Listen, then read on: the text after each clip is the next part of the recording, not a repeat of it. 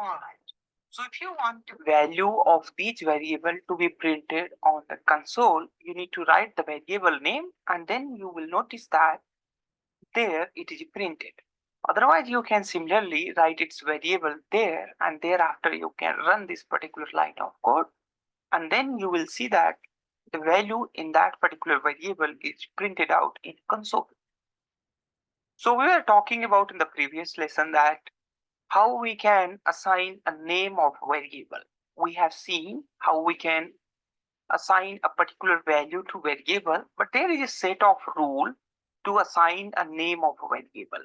So I'm going to say here the name of variable, and in the name of variable there are few pointer which you need to look there, and the first pointer is do not start with number. That's when any variable cannot start with a number, and in a variable assignment can use dot. That's mean you can write something like, let's say, the variable dot one. So this is a valid variable name, and you can also cannot use the percentage sign, etc. All right, so you can see that cannot use this sign in variable name, and the moreover you can use this dot, you can also use there the underscore, etc. And you can also not and do not start with number and underscore. That's in a particular variable. Do not start with the number and this one. All right. And if your variable do not start with number and underscore, you can start with any other alphanumeric variables and alphanumeric data, and thereafter you can name it. So let's go ahead and see some type of the valid variable name and invalid variable name. So there I have, let's say, the variable name 1, and you can definitely assign it as like this. There you have variable name 1, and I'm going to just say that here 1, and I'm going to execute it, and it says that okay, we have successfully assigned it. And let me hit a few enter here so that we can get here a space. And thereafter, if you try to put here something like this variable name and like these special character, it's gonna give you an error. All right, so that's mean this is producing a wrong result. All right, apart from that, you can also, if you want to comment this line, you can simply use Control Shift and C. It will comment this line, and if you again use Control Shift and C, it will uncomment this line. If you are using a Mac, you can use Command Shift and the C. It will comment and then it will uncomment. All right, so that's the valid variable name, this one, and this one is invalid variable name. Let me show you the few more variable name. Like, let's say this, you want to say that this is going to be a variable name, and well, this is not going to be a variable name. So this one also produces an error. I'm also gonna put here a comment line there. And the few other variable name you can simply put like this, variable one dot name. So this is a perfectly valid name for a variable. And there I execute that, it is running successfully there. And thereafter, if you use any like underscore with the variable name, and if you assign it like this one, so it's gonna put here an error that it says that this one is not valid. All right, and if you start it with the dot, then it's gonna work there. All right, so there you have got this one, and when you work with the dot, and it's perfectly working there, and it says that there is 1.